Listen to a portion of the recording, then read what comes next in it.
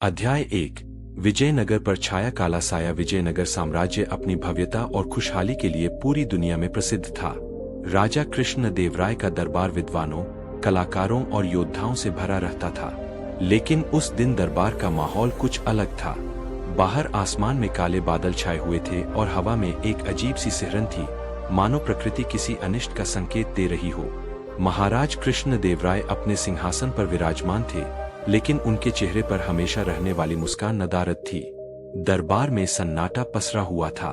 तभी द्वारपाल ने कांपती हुई आवाज में घोषणा की, महाराज, पड़ोसी राज्य से एक विचित्र दूत आया है। वह कहता है कि वह किसी राजा का नहीं, बल्कि साक्षात काल का संदेश लेकर आया है। दरबार में खलबली मच गई। राजगुरु तथाचार्य ने माथे पर पसीना पोंछते हुए कहा, महाराज, यह कोई बहुरूपिया लगता है या फिर शत्रु राज्य की कोई नई चाल। उसे तुरंत बंदी बना लेना चाहिए। राजा ने हाथ उठाकर सबको शांत किया और दूत को भीतर लाने का आदेश दिया। दूत का हुलिया डरावना था। उसने काले रंग का लबादा ओढ़ रखा था, जिससे उसका चेहरा पूरी तरह ढका हुआ था। उसके हाथ में एक ताम्रपत्र, तांबे का पत्र था, जिस पर लाल रंग से कुछ लिखा हुआ था। वह दरबार के बीचों बीच खड़ा हो गया और बिना झुके, बिना प्रणाम किए भारी आवाज में बोला, विजयनगर के राजन, मैं मौत का संदेशवाहक हूँ। मेरे स्वामी ने तुम्हारे लिए यह संदेश भेजा है। अध्याय 2।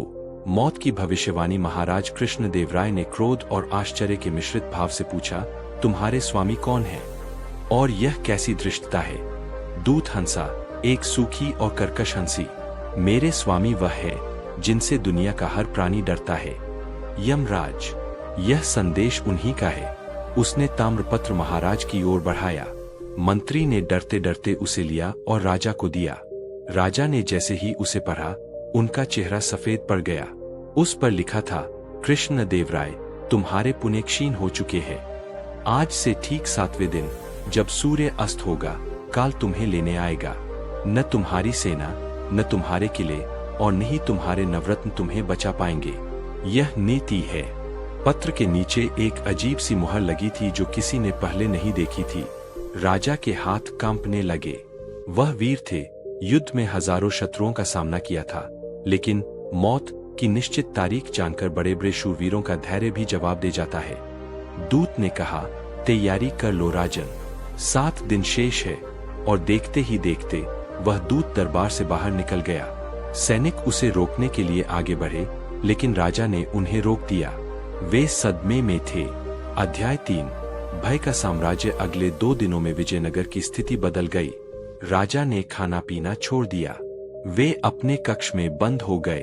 राजवैद्य ने उनकी जांच की और बताया कि शारीरिक रूप से उन्हें कोई बीमारी नहीं है, लेकिन भय ने उनके प्राणों को संकट में डाल दिया है। अगर वे इसी तरह तनाव में रहे तो 7 दिन क्या, वे 4 दिन भी जीवित नहीं रहेंगे। पूरे नगर में बात फैल गई कि महाराज की मृत्यु निश्चित है। प्रजा रोने लगी। मंदिरों में हवन और पूजा पाठ शुरू हो गए। राजगुरु तथाचार्य ने इसे अपना महत्व बढ़ाने का अवसर समझा। उन्होंने राजा से कहा, महाराज, ग्रहों की दशा विपरीत है। मुझे लगता है कि हमें एक महायज्ञ करना होगा, जिसमें 1000 मन घी और लाखों स्वर्ण मुद्राओं का दान करना होगा। शायद यमराज प्रसन्न हो जाए। राजा ने तुरंत सहमति दे दी। खजाना खोल दिया गया, लेकिन राजा की हालत में कोई सुधार नहीं हुआ। वे बस खिड़की से डूबते हुए सूरज को देखते और हर दिन को अपनी जिंदगी का आखिरी दिन मानते। सबसे बड़ी चिंता की बात यह थी कि तेनाली राम दरबार में नहीं थे। वे अपनी पत्नी के साथ तीर्थ यात्रा पर गए हुए थे। महामंत्री तिमरस ने तुरंत घुड़सवारों को दौड़ाया कि तेनाली को जहां भी हो, तुरंत वापस लाया जाए। अध्याय 4। तेनाली की वापसी। चौथे दिन की शाम, तेनाली राम का घोड़ा महल के द्वार पर रुका। तेनाली ने नगर का उदास माहौल देखा तो समझ गया कि कुछ बहुत बुरा हुआ है। महामंत्री तिमरस ने उन्हें सारी घटना बताई और वह ताम्रपत्र दिखाया। तेनाली ने उस ताम्रपत्र को ध्यान से देखा। उसने उसे सूंघा, उंगलियों से रगड़ा और फिर एक रहस्यमयी मुस्कान के साथ बोला, मौत का संदेश या मूर्खता का प्रमाण पत्र। तिमरस ने कहा, तेनाली, यह मजाक का समय नहीं है। महाराज की जान जा रही है। वे किसी से मिल नहीं रहे। तेनाली सीधा राजा के कक्ष की ओर गया। द्वारपालों ने रोका, लेकिन तेनाली ने कहा, मैं यमराज के पास से ही आ रहा हूँ। महाराज के लिए एक विशेष अनुमति पत्र लेकर भीतर जाकर तेनाली ने देखा कि कृष्णदेवराय बिस्तर पर लेटे हुए थे। उनकी आंखों के नीचे काले घेरे थे। महाराज, तेनाली ने प्रणाम किया। राजा ने कमजोर आवाज में कहा, तेनाली, तुम आ गए, लेकिन अब बहुत देर हो चुकी है। अब केवल 3 दिन बचे हैं। तेनाली जोर से हंसा, इतनी जोर से कि राजा भी चौंक गए। तुम हंस रहे हो? तुम्हारा राजा मृत्युशैया पर है और तुम्हें हंसी आ रही है। राजा को क्रोध आ गया। तेनाली ने कहा, क्षमा करें महाराज, मैं इसलिए हंस रहा हूं क्योंकि यमराज ने मेरे साथ धोखा किया है। कल रात मेरे सपने में यमराज आए थे और कह रहे थे कि वे विजयनगर के राजा को नहीं बल्कि उनके सबसे बुद्धिमान दरबारी को लेने आ रहे हैं, यानी मुझे। लेकिन यह ताम्रपत्र तो आपका नाम बता रहा है। यमराज भी झूठ बोलने लगे। राजा थोड़ा असमंजस में पड़ गए। क्या बकवास कर रहे हो? तेनाली ने गंभीर होकर कहा, महाराज, अगर यह संदेश सच में यमराज का होता तो वे ताम्रपत्र नहीं भेजते, वे सीधे प्राण हर लेते। यमराज के पास दूत भेजने का समय नहीं है। उनके पास यमदूत होते हैं जो दिखाई नहीं देते। यह किसी जीवित इंसान की चाल है। लेकिन वह मुहर, वह स्याही और उस दूत का गायब हो जाना, राजा ने शंका जताई। तेनाली ने कहा, मुझे 24 घंटे का समय दीजिए। मैं मौत के इस संदेशवाहक को आपके सामने बेनकाब कर दूंगा, लेकिन शर्त यह है कि आपको आज भरपेट भोजन करना होगा और कल दरबार लगाना होगा। तेनाली के आत्मविश्वास ने राजा के अंदर एक उम्मीद की किरण जगा दी। अध्याय 5। जासूस और जाल। तेनाली राम महल से निकला और सीधे नगर के सबसे पुराने रसायन शास्त्री केमिस्ट एल्केमिस्ट की दुकान पर गया। उसने उस ताम्रपत्र की स्याही की जांच करवाई। रसायन शास्त्री ने बताया, यह स्याही धतूरे और एक विशेष प्रकार के जंगली फूल के रस से बनी है जो केवल उत्तर दिशा के जंगलों में मिलता है। इसकी गंध से इंसान के दिमाग में डर और भ्रम पैदा होता है। तेनाली समझ गया, यह मनोवैज्ञानिक युद्ध, साइकोलॉजिकल वॉरफेयर था। तेनाली ने अपने विश्वसनीय गुप्तचरों को उस काले लबादे वाले दूत को खोजने का काम सौंपा। विजयनगर की सीमाओं पर पहरा सख्त था, इसलिए वह दूत अभी भी राज्य के भीतर ही कहीं छिपा होगा। जासूसों ने खबर दी कि शहर के बाहरी इलाके में एक पुरानी सराय में एक अजीब आदमी रुका है जो दिन भर कमरे में बंद रहता है और रात को ही बाहर निकलता है। तेनाली ने एक योजना बनाई। अगले दिन दरबार लगा। राजा कृष्णदेवराय सिंहासन पर बैठे थे, हालांकि वे अभी भी कमजोर दिख रहे थे। तेनाली राम ने घोषणा की, महाराज, मैंने यमराज से संपर्क किया है। उन्होंने कहा है कि अगर हम मौत के संदेशवाहक को पकड़कर उनसे एक प्रश्न पूछे और वह उसका सही उत्तर न दे पाए तो आपकी मृत्यु टल जाएगी। तभी सैनिकों ने उस काले लबादे वाले दूत को दरबार में पेश किया। उसे सराय से पकड़ा गया था। दूत अभी भी निडर दिख रहा था। उसने कहा, मूर्खों, तुम मौत के दूत को कैद नहीं कर सकते। महाराज का अंत निश्चित है। कल शाम सूरज ढलते ही राजा के प्राण निकल जाएंगे। अध्याय 6। बुद्धि का वार। पूरा दरबार सांस रोके खड़ा था।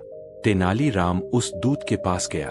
तेनाली ने पूछा, हे महान संदेशवाहक, तुम भविष्य जानते हो। तुम जानते हो कि महाराज कल मर जाएंगे, तो निश्चित ही तुम्हें यह भी पता होगा कि तुम्हारी मृत्यु कब होगी। दूत थोड़ा हिचकिचाया, फिर संभल कर बोला, हाँ, मैं जानता हूँ। मेरी मृत्यु आज से ठीक 20 साल बाद होगी। शांतिपूर्वक तेनाली ने अपनी म्यान से तलवार निकाली और एक झटके में दूत की गर्दन पर रख दी। दरबार में सन्नाटा छा गया। तेनाली ने मुस्कुराते हुए कहा, महाराज, इस दूत ने कहा कि यह 20 साल बाद मरेगा। अगर मैं अभी इसी क्षण इसका सिर धड़ से अलग कर दूं, तो इसकी भविष्यवाणी गलत साबित हो जाएगी। दूत के पसीने छूटने लगे। तलवार की धार उसकी गर्दन को छू रही थी। तेनाली ने आगे कहा, अगर इसकी अपनी मृत्यु की भविष्यवाणी गलत है तो इसका मतलब यह है कि महाराज की मृत्यु की भविष्यवाणी भी झूठी है।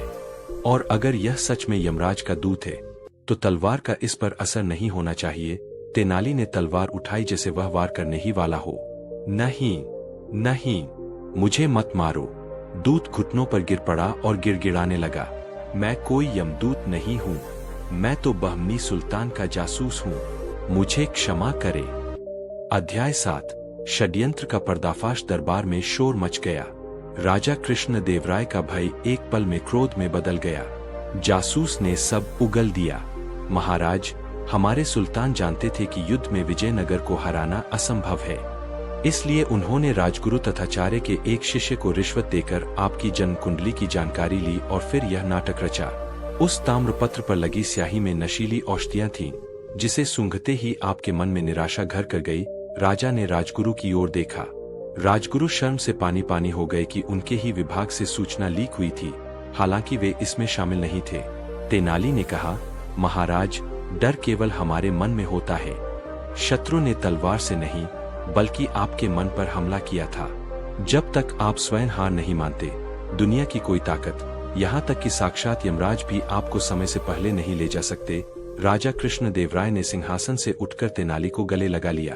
तेनाली, तुमने आज केवल मेरे प्राण नहीं बचाए बल्कि विजयनगर के स्वाभिमान की रक्षा की है।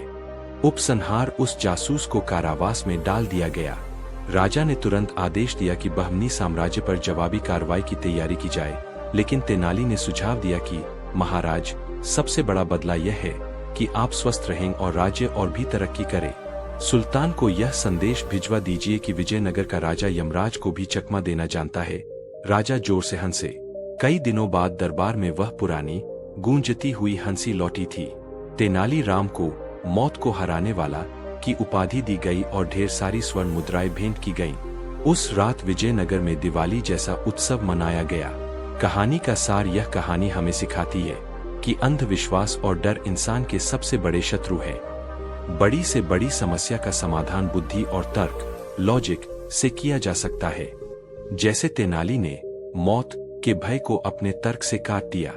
हालांकि मैं आपकी इच्छा का सम्मान करते हुए राजा की जान पर आया संकट विषय पर एक विस्तृत, रोमांचक और लंबी कहानी लिख रहा हूँ। इसे मैंने एक धारावाहिक सीरीज के रूप में कई अध्यायों में विभाजित किया है, ताकि आपको एक बड़ी कहानी पढ़ने का अनुभव मिले।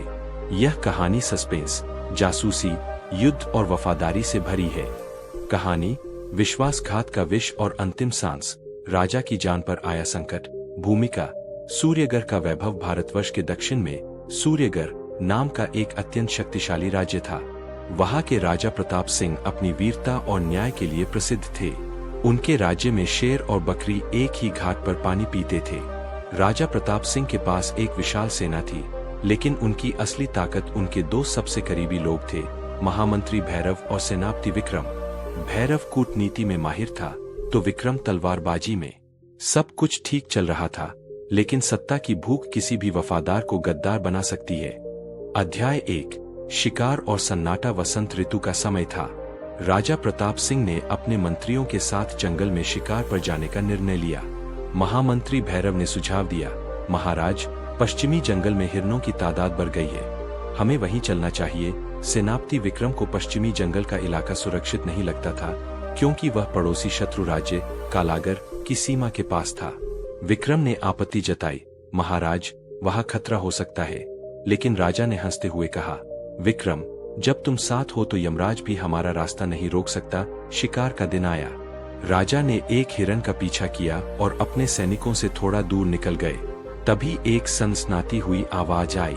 राजा की गर्दन पर एक छोटा सा कांटा चुभा। उन्हें लगा शायद किसी झाड़ी का कांटा है। उन्होंने उसे निकाल फेंका और महल लौट आए। लेकिन उसी रात महल में कोहराम मच गया।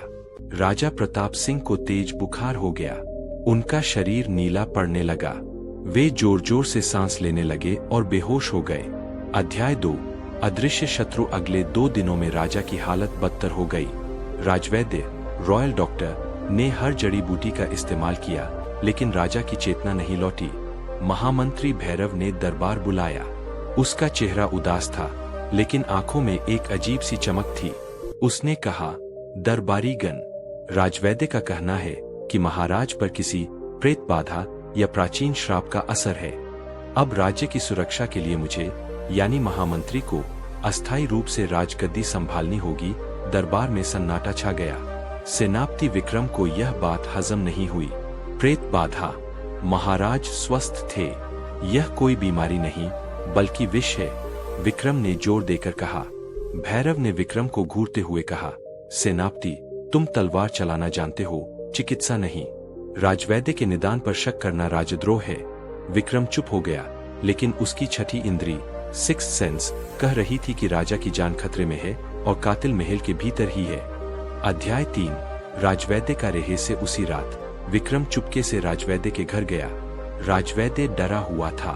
विक्रम ने अपनी तलवार राजवैद्य की गर्दन पर रखी और पूछा, सच बताओ वैद्य जी, महाराज को क्या हुआ है? अगर झूठ बोला तो यह रात तुम्हारी आखिरी रात होगी। राजवैद्य कांपने लगा। वह फूट फूट कर रो पड़ा। मुझे माफ कर दो सेनापति, मेरे परिवार को बंधक बना लिया गया है। महाराज को कालकूट नामक एक दुर्लभ विष दिया गया है।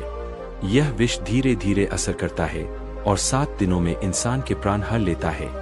आज चौथा दिन है। अब केवल 3 दिन बचे हैं। विक्रम का खून खौल उठा। इसका इलाज क्या है? वैद्य ने कहा, इसका केवल एक ही इलाज है, संजीवनी मणि का चूर्ण। लेकिन वह मणि नीलगिरी की गुफाओं में एक साधु के पास है, जो यहाँ से 2 दिन की दूरी पर है और रास्ता बेहद खतरनाक है। विक्रम समझ गया कि यह भैरव की चाल है।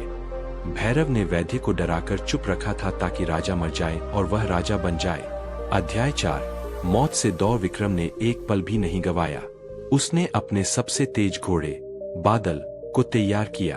उसने किसी को नहीं बताया कि वह कहाँ जा रहा है। वह रातों रात महल से निकल गया। लेकिन महामंत्री भैरव के जासूस हर जगह थे। उन्हें खबर मिल गई कि विक्रम महल से गायब है। भैरव मुस्कुराया, उसे जाने दो। मैंने रास्ते में काली घाटी के लुटेरों को तैनात कर दिया है। विक्रम अब कभी वापस नहीं आएगा। विक्रम हवा से बातें करता हुआ नीलगिरी की ओर बढ़ रहा था। तभी काली घाटी के पास 20 हथियारबंद लुटेरों ने उसे घेर लिया। रुक जा सेनापति, आज तेरी वर्दी और तेरी जान दोनों यहीं उतरेंगी, लुटेरों का सरदार बोला। विक्रम ने अपनी तलवार निकाली। वह जानता था कि उसके पास लड़ने का समय नहीं है। राजा की सांसें हर पल कम हो रही थीं। उसने अद्भुत वीरता दिखाई। उसने घोड़े की लगाम छोड़ी और दोनों हाथों से तलवार चलाते हुए दुश्मनों के बीच से रास्ता बनाया। वह घायल हुआ। उसके कंधे पर तीर लगा, लेकिन वह रुका नहीं। अध्याय 5 साधु और शर्त। 2 दिन और 1 रात लगातार घोड़ा दौड़ाने के बाद विक्रम नीलगिरी की गुफाओं तक पहुंचा। वहां एक बूढ़ा साधु धूनी रमाए बैठा था। विक्रम, जो खून से लथपथ था, साधु के चरणों में गिर पड़ा। महात्मन, मेरे राजा की जान बचा लीजिए, मुझे संजीवनी मणि चाहिए। साधु ने आंखें खोली। मणि की कीमत चुकानी पड़ती है। पुत्र, क्या तुम अपने राजा के लिए अपने प्राण दे सकते हो?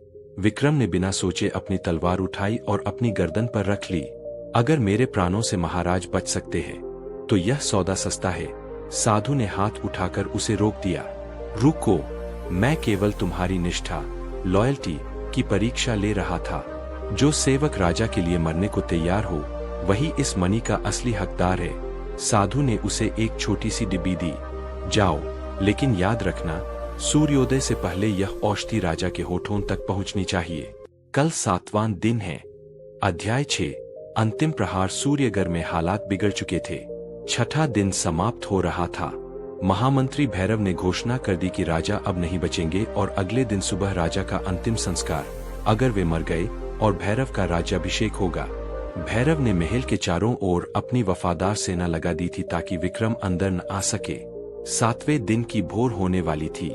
राजा की सांसें उखड़ रही थीं। राजवैद्य बेबस खड़े थे। तभी किले के मुख्य द्वार पर शोर हुआ। विक्रम धूल और खून में सना हुआ घोड़े पर सवार होकर आंधी की तरह आया। पहरेदारों ने उसे रोकने की कोशिश की। रास्ता छोड़ो, वरना सिर धड़ से अलग कर दूंगा, विक्रम गरजा। भैरव के सैनिकों ने उस पर हमला किया। विक्रम बुरी तरह थक चुका था, लेकिन उसकी आंखों में राजा को बचाने का जुनून था। वह लड़ता रहा। वह सीढ़ियां चढ़ता गया, एक एक करके दुश्मनों को काटता गया। ठीक उसी समय भैरव राजा के कक्ष में पहुंचा। वह चाहता था कि अगर जहर ने काम नहीं किया तो वह खुद राजा का गला घोंट दे। वह राजा के बिस्तर के पास झुका। तभी दरवाजा जोर से खुला। भैरव, विक्रम की आवाज गूंजी। भैरव पलटा। विक्रम ने अपनी तलवार फेंककर मारी जो सीधे भैरव के हाथ पर लगी। भैरव चीख पड़ा। विक्रम दौड़कर राजा के पास पहुंचा और साधु द्वारा दी गई औषधि राजा के मुंह में डाल दी। अध्याय 7 सत्य की विजय। कुछ पलों तक कमरे में सन्नाटा रहा। भैरव दर्द से कराह रहा था और विक्रम राजा के चेहरे को देख रहा था। धीरे धीरे राजा के चेहरे का नीलापन कम होने लगा। उनकी सांसें स्थिर हो गईं। राजा प्रताप सिंह ने आंखें खोली। पानी, राजा ने धीमी आवाज में मांगा। विक्रम की आंखों से खुशी के आंसू छलक पड़े। उसने राजा को पानी पिलाया। थोड़ी देर बाद राजा पूरी तरह होश में आ गए। राजवैद्य ने, जो अब निडर हो चुके थे क्योंकि विक्रम आ गया था, राजा को सब सच बता दिया। कैसे भैरव ने उन्हें जहर दिया और वैद्य के परिवार को बंधक बनाया। राजा प्रताप सिंह ने भैरव की ओर देखा। वह नजर इतनी तीखी थी कि भैरव कांप उठा। भैरव, राजा ने कहा, मैंने तुम्हें भाई समझा था और तुमने मेरी पीठ में खंजर घोंपा। राजा ने आदेश दिया, भैरव को कारागार में डाल दिया जाए। इसे मृत्युदंड नहीं मिलेगा, बल्कि यह ताउम्र काल कोठरी में सड़ेगा और देखेगा कि वफादार विक्रम के नेतृत्व में यह राज्य कितनी तरक्की करता है। उपसंहार। राजा प्रताप सिंह पूरी तरह स्वस्थ हो गए। उन्होंने विक्रम को गले लगाया और कहा, लोग कहते हैं कि राजा राज्य का रक्षक होता है, लेकिन आज एक सेवक ने रक्षक की रक्षा की है। विक्रम को राज्य का नया महामंत्री और प्रधान सेनापति घोषित किया गया। सूर्यगढ़ का राज्य पहले से भी अधिक शक्तिशाली हो गया, क्योंकि अब राजा जानते थे कि असली हीरा उनके मुकुट में नहीं, बल्कि उनके दरबार में विक्रम के रूप में मौजूद है। कहानी से सीख। एक विश्वासघात का अंत बुरा होता है। चाहे आप कितने भी चतुर क्यों न हो, पाप का घड़ा एक दिन फूटता जरूर है। 2. वफादारी सबसे बड़ा गुण है।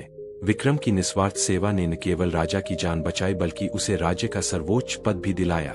3. संकट में धैर्य। विक्रम ने भावनाओं में बहने के बजाय बुद्धि और साहस से काम लिया, जिससे असंभव कार्य भी संभव हो गया। भूमिका। सूर्यगढ़ का वैभव। भारतवर्ष के दक्षिण में सूर्यगढ़ नाम का एक अत्यंत शक्तिशाली राज्य था। वहां के राजा प्रताप सिंह अपनी वीरता और न्याय के लिए प्रसिद्ध थे। उनके राज्य में शेर और बकरी एक ही घाट पर पानी पीते थे। राजा प्रताप सिंह के पास एक विशाल सेना थी, लेकिन उनकी असली ताकत उनके 2 सबसे करीबी लोग थे, महामंत्री भैरव और सेनापति विक्रम। भैरव कूटनीति में माहिर था, तो विक्रम तलवारबाजी में। सब कुछ ठीक चल रहा था, लेकिन सत्ता की भूख किसी भी वफादार को गद्दार बना सकती है। अध्याय 1। शिकार और सन्नाटा। वसंत ऋतु का समय था। राजा प्रताप सिंह ने अपने मंत्रियों के साथ जंगल में शिकार पर जाने का निर्णय लिया। महामंत्री भैरव ने सुझाव दिया, महाराज, पश्चिमी जंगल में हिरणों की तादाद बढ़ गई है, हमें वहीं चलना चाहिए। सेनापति विक्रम को पश्चिमी जंगल का इलाका सुरक्षित नहीं लगता था, क्योंकि वह पड़ोसी शत्रु राज्य कालागर की सीमा के पास था। विक्रम ने आपत्ति जताई, महाराज, वहां खतरा हो सकता है। लेकिन राजा ने हंसते हुए कहा, विक्रम, जब तुम साथ हो तो यमराज भी हमारा रास्ता नहीं रोक सकता। शिकार का दिन आया।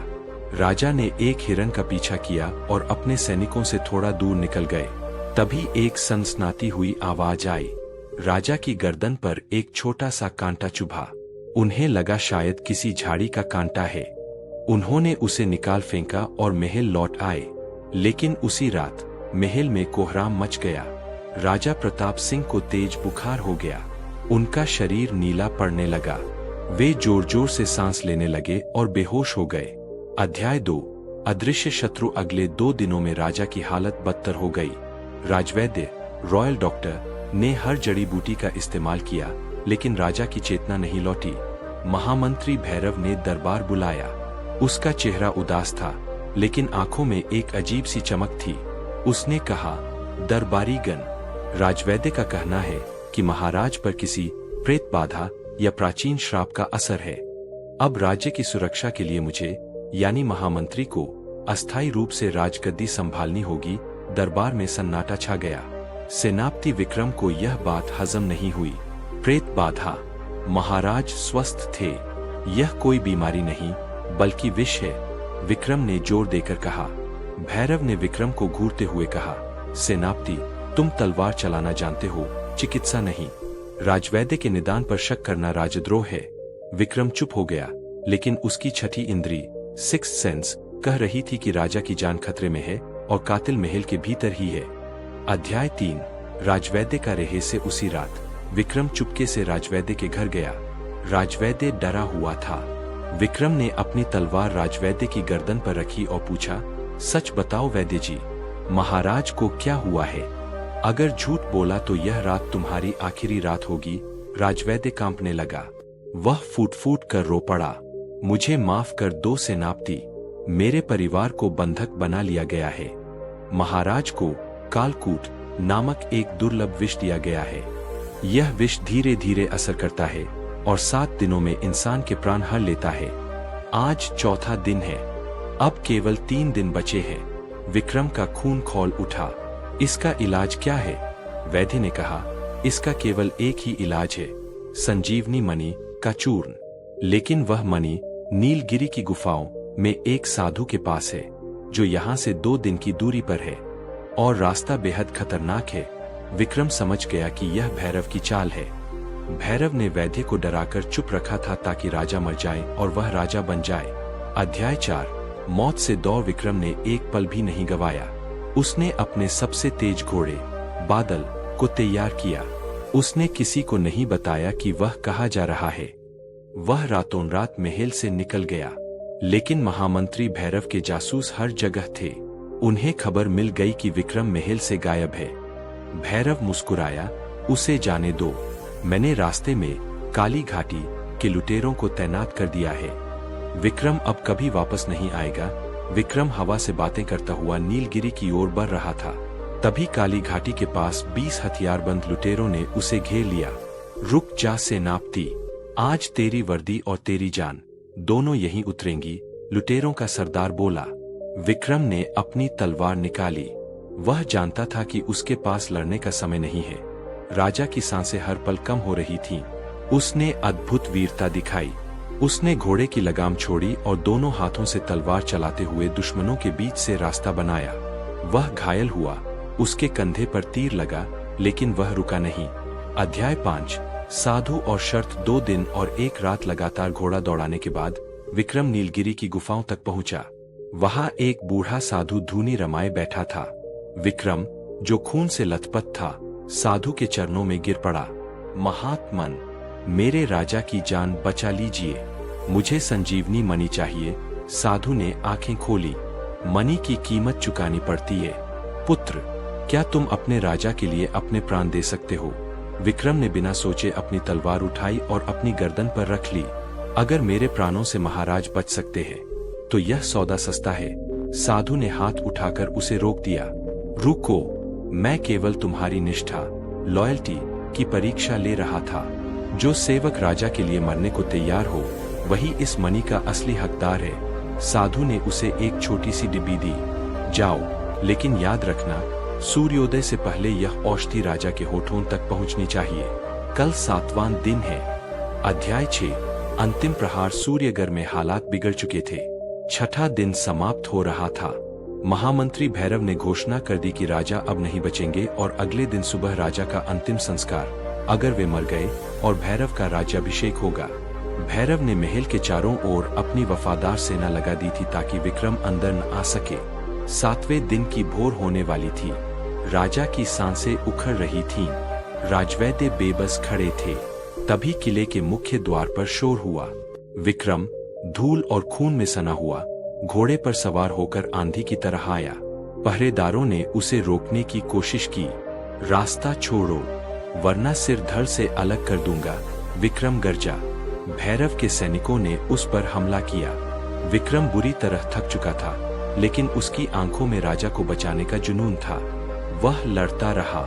वह सीढ़ियां चढ़ता गया, एक एक करके दुश्मनों को काटता गया। ठीक उसी समय भैरव राजा के कक्ष में पहुंचा। वह चाहता था कि अगर जहर ने काम नहीं किया तो वह खुद राजा का गला घोंट दे। वह राजा के बिस्तर के पास झुका। तभी दरवाजा जोर से खुला। भैरव, विक्रम की आवाज गूंजी। भैरव पलटा। विक्रम ने अपनी तलवार फेंककर मारी जो सीधे भैरव के हाथ पर लगी। भैरव चीख पड़ा। विक्रम दौड़कर राजा के पास पहुंचा और साधु द्वारा दी गई औषधि राजा के मुंह में डाल दी। अध्याय 7। सत्य की विजय। कुछ पलों तक कमरे में सन्नाटा रहा। भैरव दर्द से कराह रहा था और विक्रम राजा के चेहरे को देख रहा था। धीरे धीरे राजा के चेहरे का नीलापन कम होने लगा। उनकी सांसें स्थिर हो गई। राजा प्रताप सिंह ने आंखें खोली। पानी, राजा ने धीमी आवाज में मांगा। विक्रम की आंखों से खुशी के आंसू छलक पड़े। उसने राजा को पानी पिलाया। थोड़ी देर बाद राजा पूरी तरह होश में आ गए। राजवैद्य ने, जो अब निडर हो चुके थे क्योंकि विक्रम आ गया था, राजा को सब सच बता दिया। कैसे भैरव ने उन्हें जहर दिया और वैद्य के परिवार को बंधक बनाया। राजा प्रताप सिंह ने भैरव की ओर देखा। वह नजर इतनी तीखी थी कि भैरव कांप उठा। भैरव, राजा ने कहा, मैंने तुम्हें भाई समझा था और तुमने मेरी पीठ में खंजर घोंपा। राजा ने आदेश दिया, भैरव को कारागार में डाल दिया जाए। इसे मृत्युदंड नहीं मिलेगा, बल्कि यह ताउम्र काल कोठरी में सड़ेगा और देखेगा कि वफादार विक्रम के नेतृत्व में यह राज्य कितनी तरक्की करता है।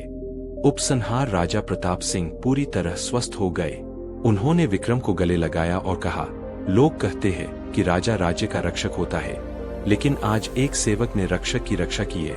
विक्रम को राज्य का नया महामंत्री और प्रधान सेनापति घोषित किया गया। सूर्यगढ़ का राज्य पहले से भी अधिक शक्तिशाली हो गया, क्योंकि अब राजा जानते थे कि असली हीरा उनके मुकुट में नहीं, बल्कि उनके दरबार में विक्रम के रूप में मौजूद है। कहानी से सीख, एक विश्वासघात का अंत बुरा होता है। चाहे आप कितने भी चतुर क्यों न हो, पाप का घड़ा एक दिन फूटता जरूर है। 2, वफादारी सबसे बड़ा गुण है। विक्रम की निस्वार्थ सेवा ने न केवल राजा की जान बचाई, बल्कि उसे राज्य का सर्वोच्च पद भी दिलाया। 3, संकट में धैर्य। विक्रम ने भावनाओं में बहने के बजाय बुद्धि और साहस से काम लिया, जिससे असंभव कार्य भी संभव हो गया। चंदनगढ़ का अभिशाप। राजस्थान के रेतीले धोरों के बीच एक वीरान रियासत थी, चंदनगढ़। आज से 300 साल पहले यह एक खुशहाल राज्य था, लेकिन अब यहाँ केवल खंडहर और सन्नाटा था।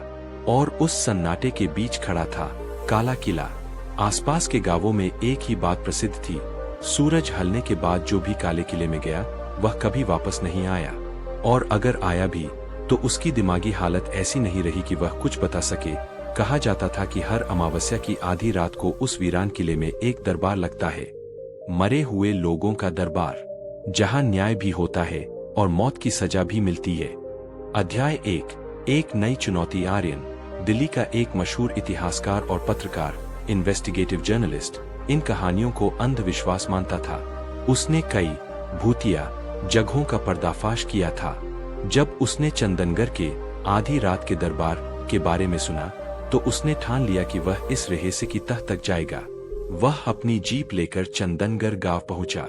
गांव के सरपंच रामदीन काका ने उसे रोकने की बहुत कोशिश की। बेटा, तुम शहर के पढ़े लिखे लोग हो, इन बातों को मजाक समझते हो, रामदीन ने कांपती आवाज में कहा। लेकिन वह किला शापित है।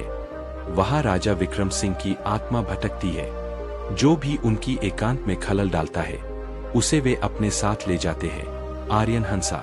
काका, आत्माएं नहीं होती। वहां जरूर कोई तस्कर या अपराधी गिरोह छिपा होगा जो लोगों को डराने के लिए यह नाटक करता है। मैं आज रात ही वहां जाऊंगा। सरपंच ने उसे बहुत समझाया, लेकिन आर्यन नहीं माना। उसने अपना कैमरा, टॉर्च और एक पिस्तौल सुरक्षा के लिए ली और शाम होते ही किले की ओर निकल पड़ा। अध्याय 2, किले का सन्नाटा। किला बाहर से जितना भव्य था, अंदर से उतना ही डरावना। बड़ी बड़ी दीवारें ढह चुकी थीं, चमगादड़ों की आवाजें गूंज रही थीं। आर्यन ने एक सुरक्षित कोना ढूंढा और वहां अपना कैमरा सेट कर दिया। रात के 10 बजे तक सब कुछ सामान्य था, केवल हवा की सान्य सान्य सुनाई दे रही थी। आर्यन को लगा कि यह भी एक सामान्य रात होगी। उसे नींद आने लगी, लेकिन जैसे ही घड़ी की सुइयों ने रात के 12 बजाए, हवा का रुख बदल गया। अचानक किले के तापमान में भारी गिरावट आ गई। इतनी ठंड कि आर्यन के दांत किटकिटाने लगे। तभी उसे एक खुशबू आई, मोगरे के फूलों और लोबान की खुशबू। यह खुशबू इतनी ताजी थी जैसे अभी अभी किसी ने इत्र छिड़का हो। फिर एक आवाज आई, छम छम छम। यह किसी नर्तकी के घुंघरू की आवाज नहीं थी, बल्कि भारी जंजीरों के चलने की आवाज थी। आर्यन ने देखा कि जो मशालें सदियों से बुझी पड़ी थीं, वे अचानक नीली रोशनी के साथ जल उठीं। खंडहर दीवारें धुंध में गायब होने लगीं और उनकी जगह भव्य चमचमाती संगमरमर की दीवारें दिखने लगीं। आर्यन की सांसें रुक गईं। उसका विज्ञान, उसका तर्क सब धरा रह गया। उसके सामने इतिहास जिंदा हो रहा था। अध्याय 3, दरबार सज गया। देखते ही देखते वह वीरान हॉल एक भव्य दरबार में बदल गया। सैकड़ों की संख्या में लोग वहां प्रकट हो गए, लेकिन वे इंसान नहीं थे। उनके चेहरे पीले थे, आंखों में पुतलियां नहीं थीं, और उनके शरीर से एक अजीब सी धुंध निकल रही थी। वे सब अपनी अपनी जगह जाकर बैठ गए। दरबार के बीचों बीच एक विशाल स्वर्ण सिंहासन था। तभी नगाड़े बजे, लेकिन उनकी आवाज कानों में नहीं, सीधे दिमाग में गूंज रही थी। सावधान, चंदनगढ़ के अधिपति महाराज विक्रम सिंह पधार रहे हैं। सिंहासन पर एक भारी भरकम आकृति प्रकट हुई। राजा विक्रम सिंह। उनके सीने में एक खंजर आर पार था और उनके शाही कपड़ों पर ताजे खून के धब्बे थे। उनका सिर एक तरफ झुका हुआ था, जैसे गर्दन टूटी हो। आर्यन एक खंभे के पीछे छिपा कांप रहा था। वह भागना चाहता था, लेकिन उसके पैर जम गए थे। अध्याय 4, मुर्दों का न्याय। राजा ने अपनी बिना पुतलियों वाली आंखों से दरबार को देखा। उनकी आवाज ऐसी थी जैसे सूखी पत्तियों के कुचलने की आवाज हो। महामंत्री, राजा गरजे, आज का मुकदमा पेश किया जाए। एक बूढ़ा मंत्री, जिसका सिर धड़ से अलग था और वह अपना सिर हाथों में लिए खड़ा था, आगे आया। उसने अपने कटे हुए सिर से कहा, महाराज, आज का अपराधी कोई और नहीं, एक जीवित मनुष्य है जो हमारे एकांत में विघ्न डालने आया है। मंत्री के हाथ में पकड़े सिर ने आर्यन की ओर इशारा किया। हजारों गर्दनें एक साथ आर्यन की ओर मुड़ गईं। आर्यन का दिल जोर जोर से धड़कने लगा। 2 विशालकाय छाया सैनिकों ने आर्यन को खंभे के पीछे से खींचा और राजा के सामने पटक दिया। एक जीवित प्राणी, राजा ने व्यंग्य से कहा।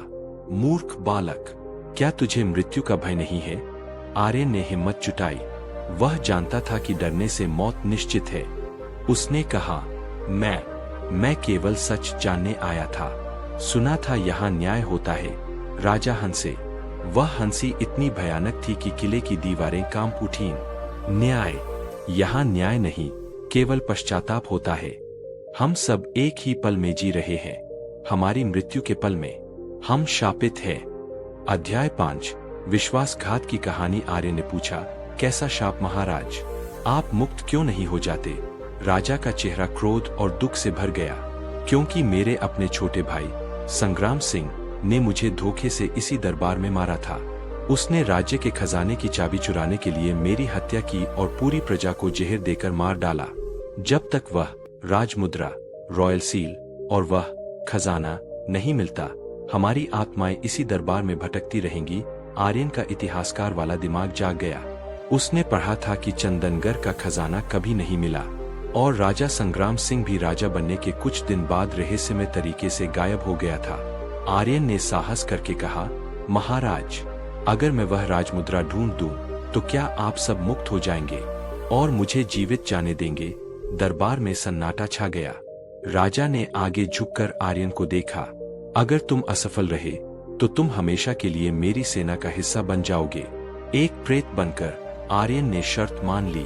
राजा ने कहा, तुम्हारे पास सूर्योदय तक का समय है। अध्याय 6, पहेली और खोज। आर्यन को छोड़ा गया। दरबार अपनी जगह जारी रहा। आर्यन पागलों की तरह किले के पुराने नक्शे, जो उसने अपने फोन में सेव किए थे, और राजा के इशारों को समझने की कोशिश करने लगा। राजा ने कहा था, संग्राम ने मुझे मारा, लेकिन वह बाहर नहीं जा पाया। इसका मतलब खजाना और हत्यारा दोनों किले के भीतर ही है। आर्यन ने सोचा, संग्राम सिंह ने खजाना छिपाया कहाँ होगा। उसने किले के मंदिर, शस्त्रागार सब छान मारे, कुछ नहीं मिला। सुबह के 4 बज रहे थे, केवल 1.5 घंटा बचा था।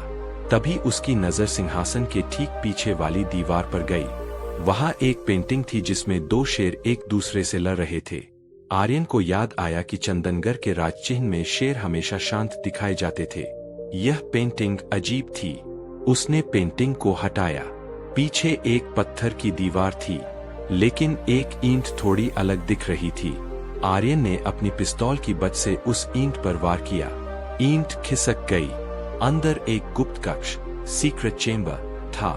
अध्याय 7, अंतिम सत्य। आर्यन अंदर घुसा। वहां का दृश्य देखकर उसके रोंगटे खड़े हो गए। वहां एक कंकाल पड़ा था। उसने शाही कपड़े पहने हुए थे। उसके हाथों में एक सोने का संदूक था और उसकी पीठ में एक तीर लगा था। यह संग्राम सिंह था।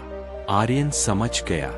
जैसे ही संग्राम सिंह ने अपने भाई राजा विक्रम को मारा और खजाना लेकर गुप्त रास्ते से भागने की कोशिश की, राजा के किसी वफादार अंगरक्षक ने उसे तीर मार दिया होगा। वह यहीं इस गुप्त कमरे में तड़प तड़प कर मर गया और कोई उसे ढूंढ नहीं पाया। आर्यन ने कांपते हाथों से वह संदूक उठाया। उसमें राजमुद्रा और बेशकीमती हीरे थे। वह दौड़ता हुआ दरबार में वापस आया। पूर्व दिशा में हल्का उजाला होने लगा था। दरबार धुंधला हो रहा था। महाराज, आर्यन चिल्लाया, मुझे सच मिल गया। उसने संग्राम सिंह का मुकुट और वह राजमुद्रा राजा के चरणों में रख दी। अध्याय 8। मुक्ति। राजा विक्रम सिंह ने उस राजमुद्रा को देखा। उनकी आंखों से, जो अब अचानक सामान्य इंसानी आंखें बन गई थीं, आंसू बह निकले। तो संग्राम भी नहीं बच पाया। राजा ने बुदबुदाया, न्याय हो गया। गद्दार को तड़प कर मौत मिली। जैसे ही राजा ने राजमुद्रा को छुआ, एक तेज सफेद रोशनी हुई। दरबार में बैठे सभी मंत्री, सैनिक और दरबारी, जो डरावने दिख रहे थे, अब दिव्य और शांत दिखने लगे। उनके घाव भर गए। राजा ने मुस्कुराते हुए आर्यन की ओर देखा। तेरा धन्यवाद अजनबी, तुमने हमें 300 साल की कैद से आजाद कर दिया। जा, तेरा जीवन बख्शा जाता है। धीरे धीरे राजा और उनका पूरा दरबार हवा में विलीन हो गया। नीली रोशनी गायब हो गई। मशालें बुझ गईं। आर्यन ने खुद को उसी पुराने, टूटे फूटे, धूल भरे खंडहर में अकेला पाया। उसके सामने जमीन पर एक पुराना जंग लगा संदूक पड़ा था। उपसंहार। अगली सुबह जब गांव वाले डरते डरते किले के पास आए, तो उन्होंने देखा कि आर्यन अपनी जीप के पास खड़ा है। वह जीवित था।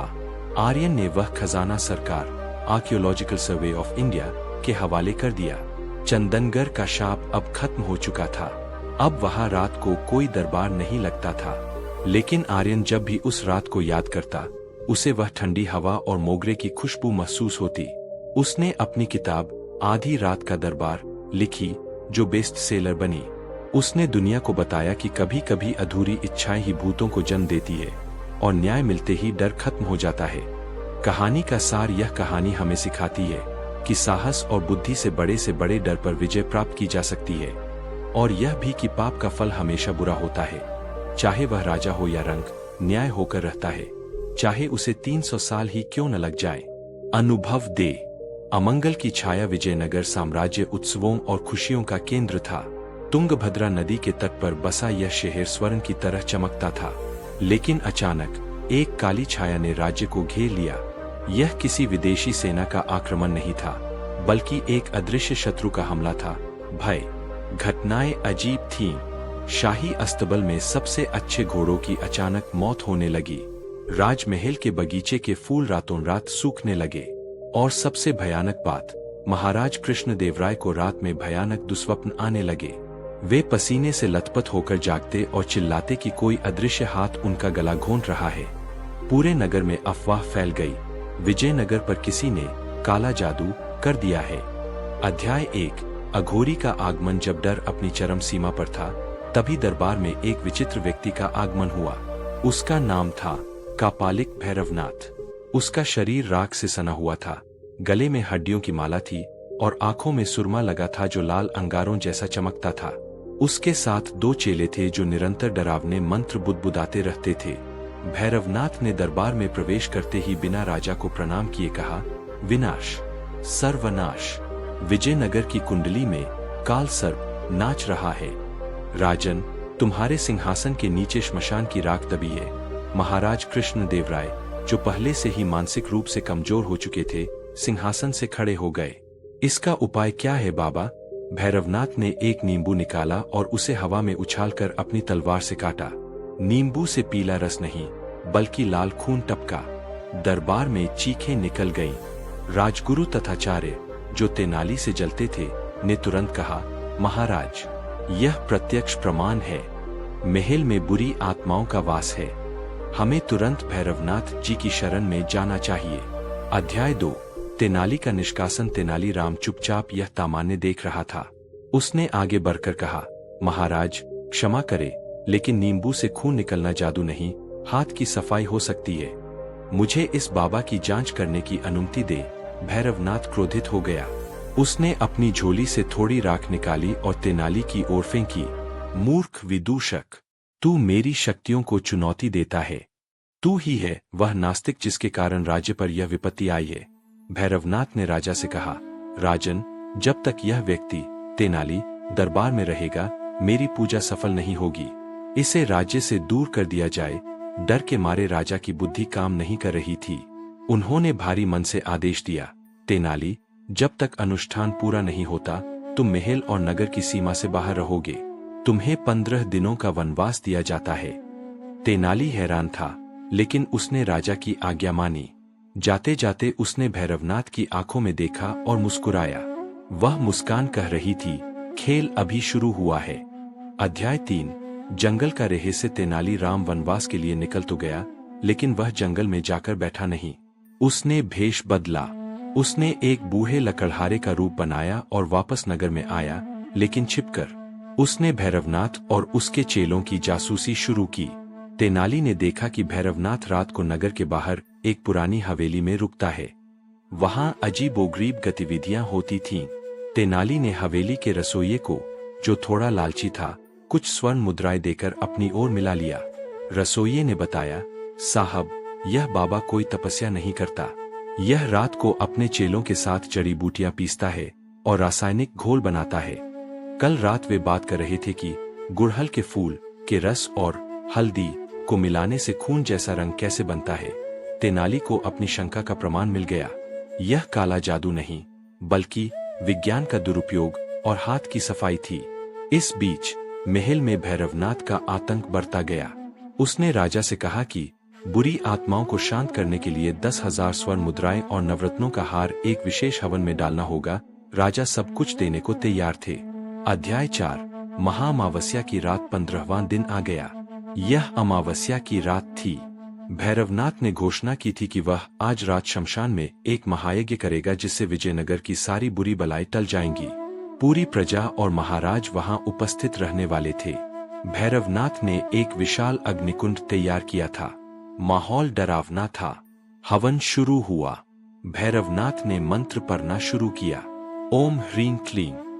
उसने राजा से कहा, राजन, अब मैं इस चलते हुए कुंड में पानी डालूंगा और मेरी शक्ति से पानी डालने पर भी आग नहीं बुझेगी, बल्कि और भड़केगी। भैरवनाथ ने एक कमंडल से पानी अग्निकुंड में डाला। जैसे ही पानी आग पर पड़ा, एक जोरदार धमाका हुआ और आग की लपटें नीली और हरी हो गईं। लोग डर के मारे कांपने लगे। वे इसे चमत्कार मान रहे थे। देखा राजन, भैरवनाथ चिल्लाया, अग्निदेव प्रसन्न हैं। अब अपना हीरों का हार इसमें डाल दीजिए। राजा हार उतारने ही वाले थे कि भीड़ से एक आवाज आई, ठहरिए महाराज। अध्याय 5। तेनाली की वापसी। भीड़ को चीरते हुए तेनाली राम बाहर आया। उसने अब अपना असली रूप धारण कर रखा था। तेनाली, तुम्हें आने की आज्ञा नहीं थी, राजगुरु चिल्लाए। तेनाली ने राजा को प्रणाम किया। महाराज, आपने मुझे वनवास दिया था, मृत्युदंड नहीं। मैं राज्य बचाने आया हूँ। यह बाबा पाखंडी है। भैरवनाथ हंसा। फिर वही मूर्खता। क्या तूने अभी देखा नहीं कि मैंने पानी से आग भड़काई?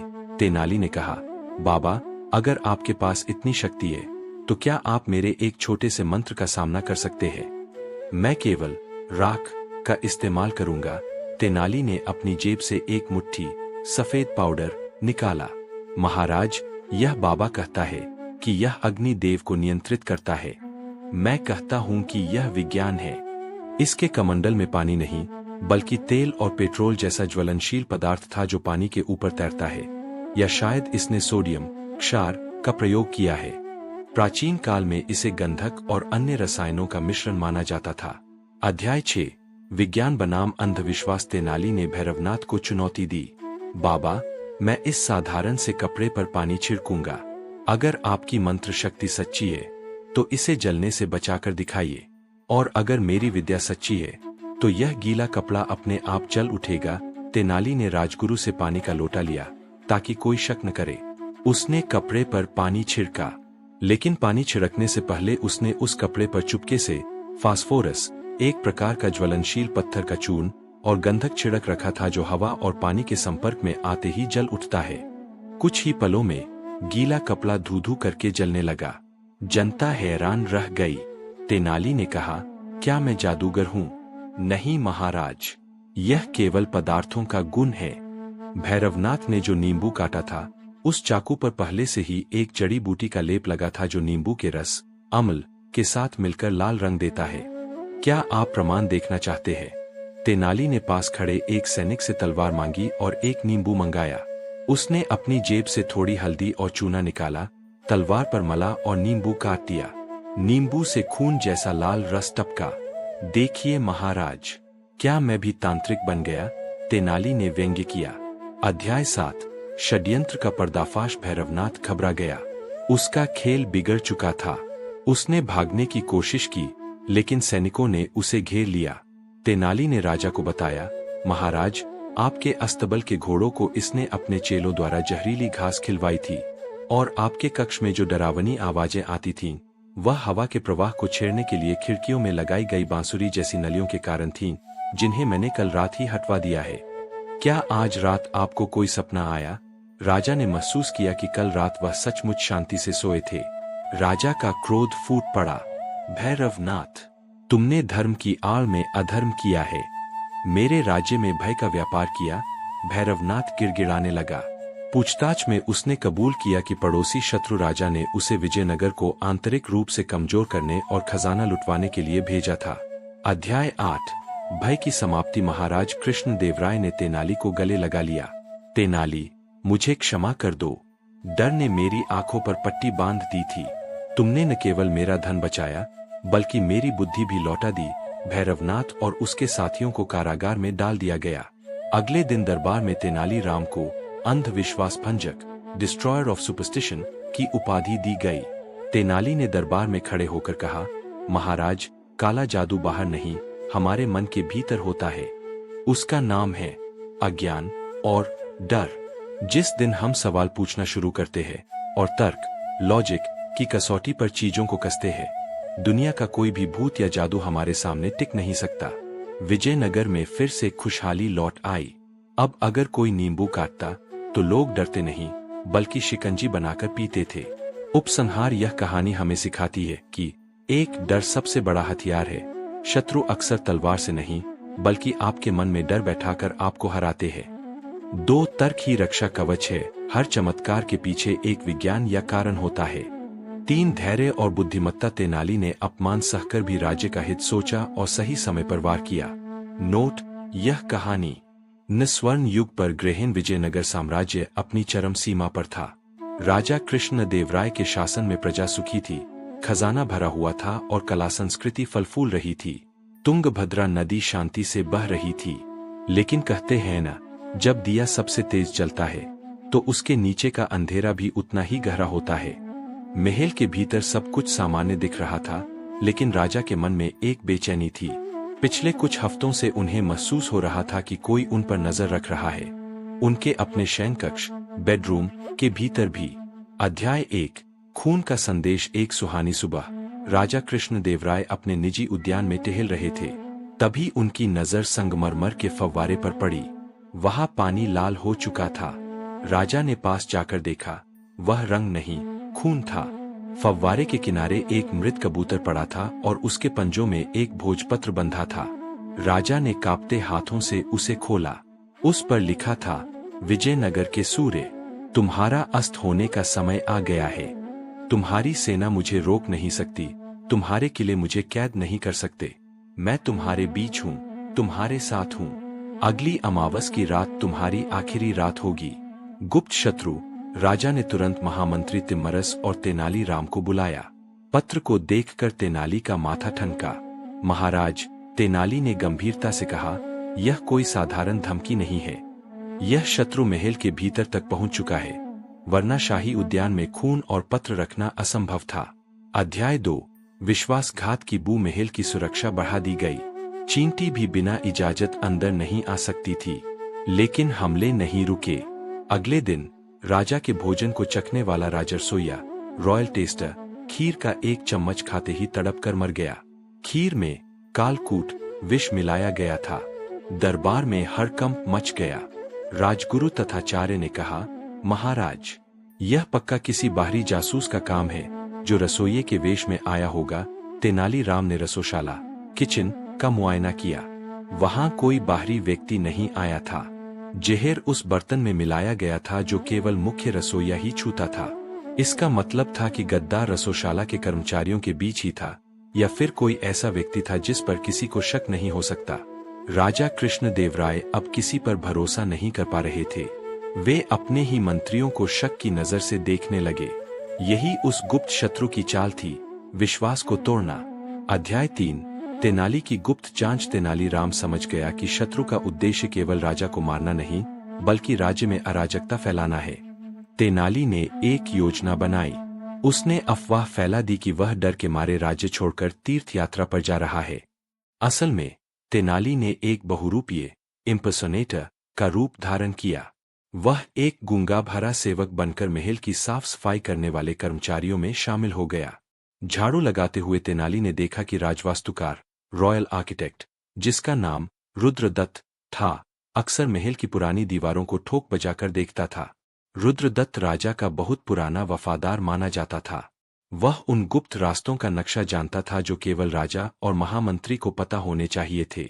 एक रात तेनाली ने देखा कि रुद्रदत्त शाही शयनकक्ष की दीवार के पास एक गुप्त पत्थर को दबा रहा है। पत्थर खिसका और वहां एक छोटा सा छेद बन गया। रुद्रदत्त ने अपनी जेब से एक डिब्बी निकाली और उस छेद के जरिए कुछ अंदर फूंका। अध्याय 4, जहरीली हवा। अगली सुबह राजा की तबीयत बहुत खराब हो गई। उन्हें सांस लेने में दिक्कत होने लगी। राजवैद्य ने बताया कि हवा में कोई अदृश्य विष घोला गया है। तेनाली, जो अभी भी सेवक के वेश में था, समझ गया। रुद्रदत्त उस गुप्त छेद के जरिए शयनकक्ष में जहरीला पाउडर फूंक रहा था। लेकिन तेनाली अभी सामने नहीं आया। उसे जानना था कि रुद्रदत्त के पीछे असली दिमाग किसका है। एक वास्तुकार को राजा को मारने से क्या मिलेगा? तेनाली ने रुद्रदत्त का पीछा किया। रात के अंधेरे में रुद्रदत्त नगर के बाहर एक खंडहर मंदिर में गया। वहां एक नकाबपोश आदमी खड़ा था। रुद्रदत्त ने कहा, काम हो रहा है मालिक। राजा धीरे धीरे मर रहा है। अमावस तक खेल खत्म हो जाएगा। मेरा इनाम? नकाबपोश ने उसे एक थैली दी और कहा, इनाम तब मिलेगा जब विजयनगर की गद्दी पर बहमनी सुल्तान का झंडा फहराएगा। अध्याय 5, अमावस की रात का जाल। अमावस की रात आ गई। राजा की हालत नाजुक थी, या ऐसा नाटक किया गया था। तेनालीराम ने महामंत्री तिम्मरस को सब बता दिया था और एक जाल बिछाया। घोषणा कर दी गई कि राजा की मृत्यु हो गई है। पूरे महल में रोना पीटना मच गया। रुद्रदत्त और वह गुप्त शत्रु, जो नकाबपोश था, इस खबर से खुश हो गए। वे महल के गुप्त रास्ते से अंदर आए।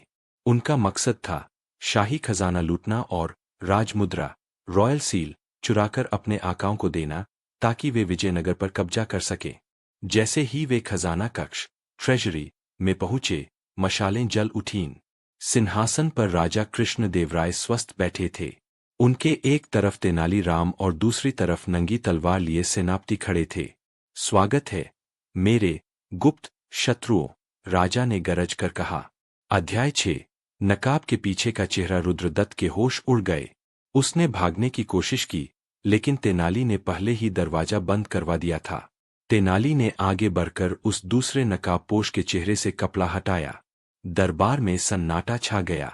वह नकाबपोश कोई और नहीं, बल्कि राजा का अपना चचेरा भाई वीरभद्र था, जिसे वर्षों पहले राज्य से निकाल दिया गया था। वीरभद्र ने ही रुद्रदत्त को लालच देकर अपनी ओर मिलाया था। रुद्रदत्त जानता था कि महल की दीवारों में कहाँ सुराख है, इसलिए वह बिना अंदर गए भी राजा तक जहर पहुंचा रहा था। राजा ने दुखी होकर पूछा, वीरभद्र, मेरे अपने खून ने मेरे साथ ऐसा किया? वीरभद्र हंसा, एक पागलपन भरी हंसी। हाँ, यह गद्दी मेरी थी, तुमने मुझसे छीनी। मैं तुम्हें तड़पा तड़पा कर मारना चाहता था। अध्याय 7, तेनाली का न्याय। राजा ने रुद्रदत्त और वीरभद्र को मृत्युदंड देने का आदेश दिया, लेकिन तेनाली ने हस्तक्षेप किया। महाराज, तेनाली ने कहा, मृत्यु तो इन्हें एक पल में मुक्त कर देगी। इनका अपराध विश्वासघात है। रुद्रदत्त को उसी गुप्त काल कोठरी में कैद किया जाए जिसे उसने खुद बनाया था और जिसकी चाबी किसी के पास नहीं है। उसे जीवन भर अपनी ही बनाई दीवारों में कैद रहने दे, और वीरभद्र को राज्य की सीमा पर अपमानित करके छोड़ दिया गया, ताकि वह देख सके कि जिस राज्य को वह मिटाना चाहता था, वह और भी शक्तिशाली बन गया है। अध्याय 8, शत्रु का अंत। इस घटना के बाद राजा कृष्णदेवराय ने महल के सभी गुप्त रास्तों को बदलवा दिया। अगले दिन दरबार में राजा ने तेनाली से पूछा, तेनाली, तुम्हें कैसे पता चला कि रुद्रदत्त ही गद्दार है? तेनाली मुस्कुराया, महाराज, जब मैं सेवक बनकर सफाई कर रहा था, मैंने देखा कि पूरे महल में मकड़ी के जाले हैं, सिवाय उस दीवार के जिसके पीछे गुप्त रास्ता था। वहां की धूल साफ थी। इसका मतलब वहां कोई रोज आता जाता था। और महल की दीवारों से वास्तुकार से ज्यादा प्यार और कौन कर सकता है? राजा और पूरा दरबार तेनाली की सूक्ष्म दृष्टि, ऑब्जर्वेशन, का कायल हो गया। राजा ने अपनी गले की मोतियों की माला उतारकर तेनाली को पहना दी।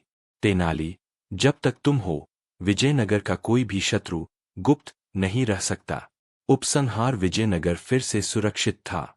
राजा ने सीखा कि दीवारों के भी कान होते हैं, और कभी कभी सबसे करीबी व्यक्ति ही सबसे बड़ा खतरा होता है। लेकिन जब तक तेनाली राम जैसे रक्षक मौजूद है,